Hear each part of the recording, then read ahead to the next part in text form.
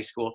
Probably the biggest thing is learning how to have your glove in a relaxed position and learning to relax itself, because when kids aren't relaxed, they're not as quick and they get beat, the ball beats them to the corner. And so, a lot of people talk about framing and whatnot, but for the most part, just if a kid can catch the ball in the strike zone, keep strikes.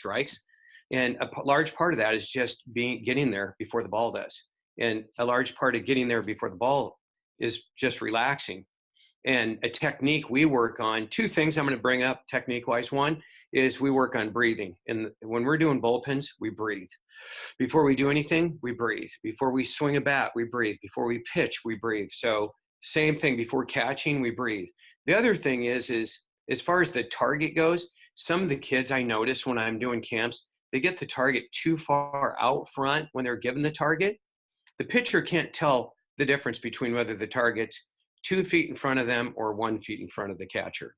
So not getting the target too far out front would be another thing. Keeping it close enough to the body, because the further out you get, the slower you're going to be to balls. So two things are, one, breathing so you stay relaxed, and two, not getting the target too far out front.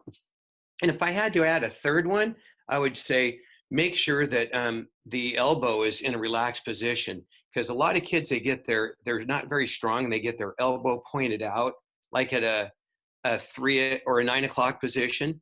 And when you get your elbow out that way, you're going to have a tough time with the ball that's headed towards your left knee as a catcher. You're going to get a thumb breaker. So 3 things: 1, learning to relax; 2, not getting the target too far out front; and 3, keeping your elbow in a relaxed position. And